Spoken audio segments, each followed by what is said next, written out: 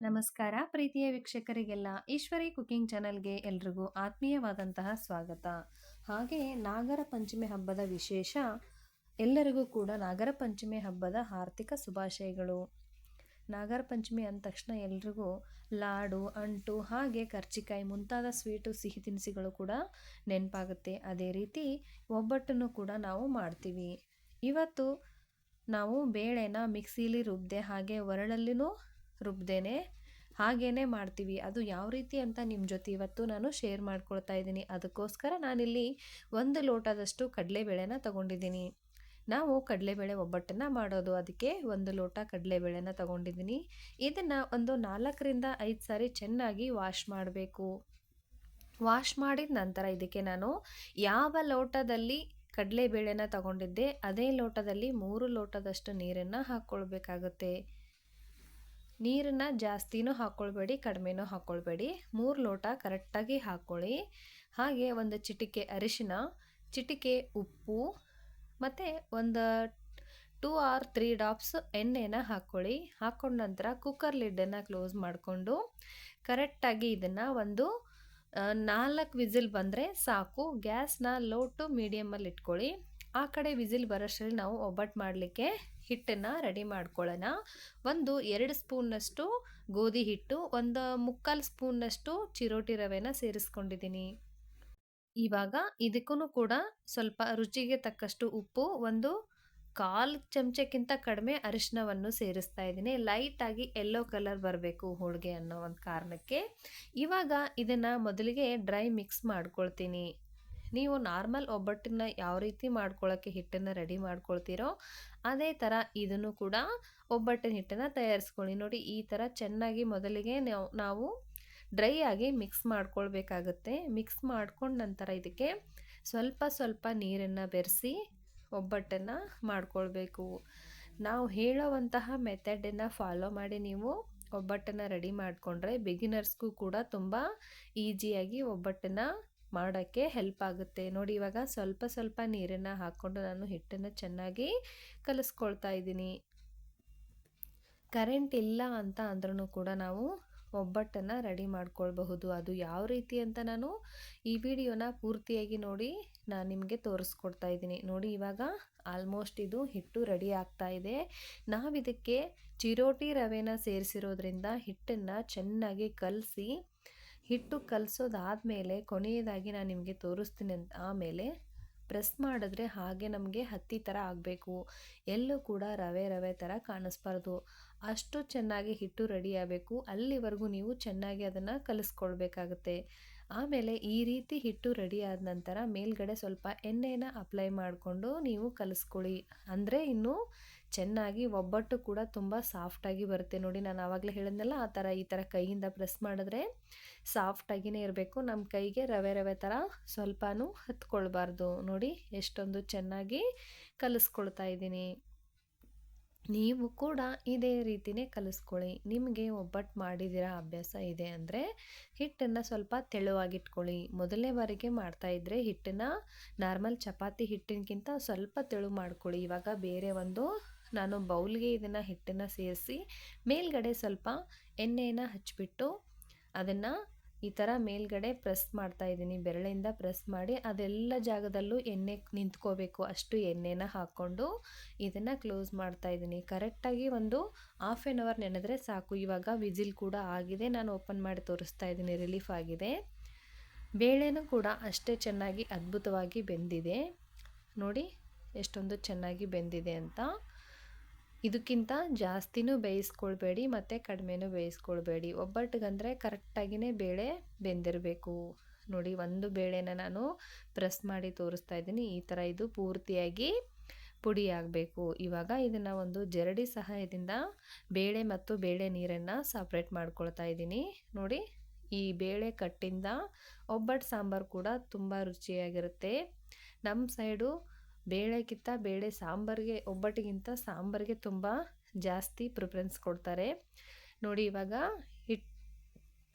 ಬೇಳೆ ಕಟ್ಟನ್ನು ನಾವು ಡಿವೈಡ್ ಮಾಡಿಕೊಂಡು ಮತ್ತು ಅದೇ ಕುಕ್ಕರ್ಗೆ ನಾವು ಬಸ್ತಿರ್ಕೊಂಡಿರುವಂತಹ ಬೇಳೆನ ಹಾಕ್ಕೊಂಡು ನೀವು ಯಾವ ಕಪ್ಪಲ್ಲಿ ಬೇಳೆನ ತಗೊಂಡಿರ್ತೀರ ಅದೇ ಕಪ್ಪಲ್ಲಿ 1 ಕಪ್ಪಿನಷ್ಟು ನಾನು ಬೆಲ್ಲನ ತಗೊಂಡಿದ್ದೀನಿ. ಇದು ಸ್ವೀಟ್ ಜಾಸ್ತಿನೂ ಆಗಲ್ಲ ಹಾಗೆ ಕಡಿಮೆನೂ ಆಗಲ್ಲ. ನೀವು ಸ್ವೀಟ್ ಜಾಸ್ತಿನ ಇಷ್ಟಪಡೋರಾದರೆ ಇನ್ನೂ ಸ್ವಲ್ಪ ಸೇರಿಸ್ಕೊಳ್ಳಿ. ಹಾಗೆ ಸ್ವಲ್ಪ ಏಲಕ್ಕಿ ಪೌಡ್ರನ್ನ ಹಾಕ್ಕೊಂಡು ಗ್ಯಾಸ್ ಸ್ಟವ್ ಮೇಲೆ ಇಟ್ಕೊಂಡು ಬಿಸಿ ಮಾಡ್ಕೊಳ್ತಾ ಇದ್ದೀನಿ. ಇದು ಚೆನ್ನಾಗಿ ಕುದಿ ಬರಬೇಕು, ಅಲ್ಲಿವರೆಗೂ ಇದನ್ನು ಬಿಸಿ ಮಾಡ್ಕೊಳ್ಳಿ. ನೋಡಿ, ಈ ಥರ ಪಟ ಪಟ ಅಂತ ಕುದೀತಾ ಇದ್ದರೆ ನಾವು ಒಬ್ಬಟ್ಟು ಮಾಡಿದ್ಮೇಲೆ 2 ದಿನ ಇಟ್ಕೊಂಡ್ರೂ ಒಬ್ಬಟ್ಟು ಸ್ವಲ್ಪನೂ ಕೆಟ್ಟೋಗಲ್ಲ. ಆ ಕಾರಣಕ್ಕೆ ಚೆನ್ನಾಗಿ ಬೆಲ್ಲ ಹಾಕಿದ ನಂತರ ಬೇಳೆನ ಈ ಥರ ಬೇಯಿಸ್ಕೊಳ್ಬೇಕು. ಬೇಯಿಸಿ ಪೂರ್ತಿಯಾಗಿ ತಣ್ಣಗಾಗಬೇಕು. ತಣ್ಣಗಾಗೋವರೆಗೂ ಬಿಡೋಣ. ನೋಡಿ, ಇವಾಗ ಇದು ಚೆನ್ನಾಗಿ ಬೆಂದಿದೆ. ಬೆಲ್ಲ ಮತ್ತು ಬೇಳೆ ಎರಡೂ ಕರೆಕ್ಟಾಗಿ ಅಬ್ಸರ್ವ್ ಆಗಿದೆ. ಇದನ್ನು ಇವಾಗ ಗ್ಯಾಸ್ ಫ್ಲೇಮ್ನ ಆಫ್ ಮಾಡಿಕೊಂಡು ನಾನು ಸ್ವಲ್ಪ ಆರಬೇಕು. ಬಿಸಿ ಇರಬೇಕಾದ್ರೆ ಮಾಡಲಿಕ್ಕಾಗಲ್ಲ. ಆ ಕಾರಣಕ್ಕೆ ಸ್ವಲ್ಪ ಆರೋವರೆಗೂ ಹಾಗೆ ಬಿಟ್ಟು ಇವಾಗ ನೋಡಿ ಕಂಪ್ಲೀಟಾಗಿ ಆರಿದೆ. ನಿಮಗೆ ತೋರಿಸ್ತಾ ಇದ್ದೀನಿ. ಆವಾಗಲೇ ಎಷ್ಟೊಂದು ಗಟ್ಟಿ ಇತ್ತು ನೋಡಿ. ಈಗ ಕರೆಕ್ಟಾಗಿ ನಾವು ಹೂರಣ ಮಾಡ್ಕೊಳ್ಳೋಕ್ಕೆ ಹೇಗೆ ಬೇಕೋ ಹಾಗೆ ರೆಡಿಯಾಗಿದೆ. ಆವಾಗಲೇ ಬೇಳೆ ಬಸ್ತಿಟ್ಕೊಂಡಿರುವಂತಹ ಜರಡಿಗೆ ನಾನು ಬೆಲ್ಲ ಮತ್ತು ಬೇಳೆ ಸೇರಿಸಿರುವಂತಹ ಮಿಶ್ರಣವನ್ನು ಹಾಕಿ 1 ಸ್ಪೂನಿನ ಸಹಾಯದಿಂದ ಅದನ್ನು ಈ ಥರ ಪ್ರೆಸ್ ಮಾಡ್ಕೊಳ್ತಾ ಇದ್ದೀನಿ. ಹೂರಣ ಅಂತೂ ಕೆಳಗಡೆ ತುಂಬ ಅದ್ಭುತವಾಗಿ ಸಿದ್ಧ ಆಗಿರುತ್ತೆ. ನೀವು ಕೂಡ ಒಂದ್ಸರಿ ಇದನ್ನು ಟ್ರೈ ಮಾಡ್ಕೊಳ್ಳಿ. ಕರೆಂಟ್ ಇಲ್ಲ, ಹೇಗೆ ಮಾಡೋದಪ್ಪ ಅಂತ ಬೇಳೆಗೆ ಹಾಕಿ ಬೇಳೆ ಬೆಲ್ಲ ಮಿಶ್ರಣ ಮಾಡಿ ಇಟ್ಟಿರ್ತೀವಿ. ಈ ಕಡೆ ಬೆಂಗಳೂರು ಕಡೆ ಅಂತೂ ಯಾರ ಮನೆಯಲ್ಲೂ ಒರಳುಕಲ್ಲಿರಲ್ಲ. ಅವರಿಗೆ ಇದು ತುಂಬ ಹೆಲ್ಪ್ ಆಗುತ್ತೆ ಅನ್ನೋ ಒಂದು ಕಾರಣಕ್ಕೆ ನಾನು ಇದನ್ನು ವಿಡಿಯೋ ಮಾಡಿದ್ದೀನಿ. ನೋಡಿ, ಇಷ್ಟು ಚೆನ್ನಾಗಿ ಹೂರಣ ಅಂತೂ ಸಿದ್ಧ ಆಗಿದೆ. ಸ್ವಲ್ಪನೂ ಇದರಲ್ಲಿ ಬೇಳೆ ಅಂಶ ಸಿಗಲ್ಲ. ಹಾಗೆಯೇ ಜರಡಿಯಲ್ಲಿರುವಂತಹ ಬೇಳೆನ ಏನು ಮಾಡೋದು ಅಂತಂದರೆ ಆವಾಗಲೇ ನಾವು ಕಟ್ಟು ಬಸ್ತಿಟ್ಕೊಂಡಿದ್ವಲ್ಲ ಅದಕ್ಕೆ ಹಾಕಿಬಿಡಿ ಸಾಕು. ನೋಡಿ, ಎಷ್ಟೊಂದು ಚೆನ್ನಾಗಿ ಹೂರಣ ಅಂತೂ ಸಿದ್ಧ ಆಗಿದೆ. ಈ ಕಡೆ ಹಿಟ್ಟು ಕೂಡ ಚೆನ್ನಾಗಿ ನೆಂದಿದೆ. ಒಂದು ಸರಿ ಹೋಳಿಗೆ ಮಾಡೋಕ್ಕೆ ಎಷ್ಟು ಬೇಕೋ ಅಷ್ಟು ಹಿಟ್ಟನ್ನ ಇದನ್ನು ಫಸ್ಟಿಗೆ ಮತ್ತೊಂದು ಸಾರಿ ಚೆನ್ನಾಗಿ ಕಲಿಸ್ಕೊಳ್ಬೇಕು. ನೋಡಿ, ಈ ಥರ ಹಿಟ್ಟು ಜಿಗಿ ಬರಬೇಕು, ಅಂದ್ರೇ ಹೋಳಿಗೆ ಚೆನ್ನಾಗಿ ಬರುತ್ತೆ. ನಾವು ಕೈಯಿಂದ ತಗೊಂಡ ತಕ್ಷಣ ಹಾಗೆ ಕಟ್ಟಾದರೆ ಒಬ್ಬಟ್ಟು ಸ್ವಲ್ಪನೂ ಚೆನ್ನಾಗಾಗಲ್ಲ. ನೋಡಿ, ಮತ್ತೆ ಒಂದು ಸರಿ ಚೆನ್ನಾಗಿ ಕಲಸಿ ನಮ್ಮ ಕಡೆ ಇದನ್ನು ತಗಡು ಅಂತಾರೆ, ಅದರ ಮೇಲೆ ಎಣ್ಣೆನ ಸ್ವಲ್ಪ ಹಚ್ಕೊಂಡು ಒಂದು ಸರಿ ಒಬ್ಬಟ್ಟು ಮಾಡಲಿಕ್ಕೆ ಎಷ್ಟು ಬೇಕೋ ಅಷ್ಟು ಹಿಟ್ಟನ್ನು ತಗೊಂಡು ಮತ್ತೆ ನಾವು ಕೈಯಿಂದ ಇದನ್ನು ಈ ಥರ ಪ್ರೆಸ್ ಮಾಡಿ ಒಂದು ಒಬ್ಬಟ್ಟು ಮಾಡೋಕ್ಕೆ ಎಷ್ಟು ಬೇಕೋ ಅಷ್ಟು ಹೂರಣನ ಉಂಡೆ ಥರ ಮಾಡಿಕೊಂಡು ಅದರ ಒಳಗಡೆ ಇಟ್ಟು ಕ್ಲೋಸ್ ಮಾಡ್ಕೊಳ್ತಾ ಇದ್ದೀವಿ. ನಾನಿವಾಗ ಹೇಳ್ತಿರೋ ಮೆಥಡು ನಿಮಗೆ ತುಂಬ ಈಸಿ ಅನಿಸುತ್ತೆ. ನೋಡಿ, ಒಂದು ಕೈಯಿಂದ ಪ್ರೆಸ್ ಮಾಡ್ತಾ ಇನ್ನೊಂದು ಕೈಯಿಂದ ತಿರುಗಿಸ್ತಾ ಚೆನ್ನಾಗಿ ಲಾಕ್ ಮಾಡ್ಕೊಳ್ಬೇಕು.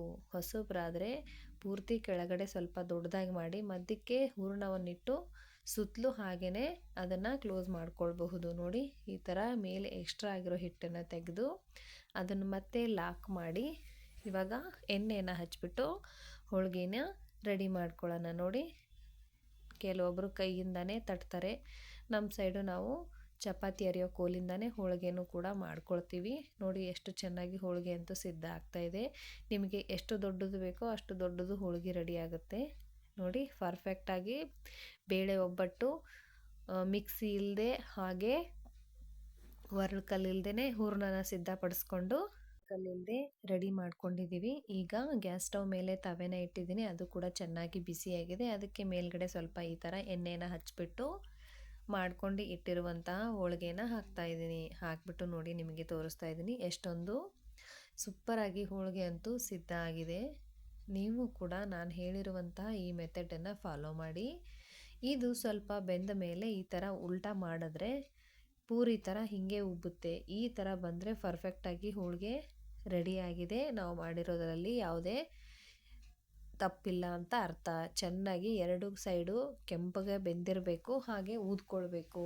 ಊದ್ಕೊಂಡಿಲ್ಲ ಅಂದರೆ ಚೆನ್ನಾಗಿ ಬರಲ್ಲ. ಪೂರಿ ಥರ ಉಬ್ಬಲೇಬೇಕು ಒಬ್ಬಟ್ಟು ಅಂದರೆ. ನೋಡಿ, ಸೂಪರಾಗಿ ಸಖತ್ತಾಗಿ ರೆಡಿಯಾಗಿದೆ. ಹಾಗೆಯೇ ನಾನು ಇನ್ನೊಂದು ಒಬ್ಬಟ್ಟನ್ನು ಕೂಡ ಮಾಡಿ ನಿಮಗೆ ತೋರಿಸ್ತಾ ಇದ್ದೀನಿ. ನೋಡಿ, ಅದೇ ಥರನೇ ಸ್ವಲ್ಪ ಹಿಟ್ಟನ್ನು ಇಟ್ಕೊಂಡು ಕೈಯಲ್ಲಿ ಈ ಥರ ಇಟ್ಕೊಂಡು ಲಾಕ್ ಮಾಡಿ. ನಿಮಗೂ ಕೂಡ ಈ ವಿಧಾನ ಸರಳ ಅಂತ ಅನಿಸಿದರೆ ಖಂಡಿತ ನೀವು ಒಂದ್ಸರಿ ಈ ಮೆಥಡಲ್ಲಿ ಮಾಡಿಬಿಟ್ಟು ಹೇಗೆ ಬಂದಿದೆ ಅಂತ ಕಮೆಂಟ್ ಬಾಕ್ಸಲ್ಲಿ ತಿಳಿಸಿ.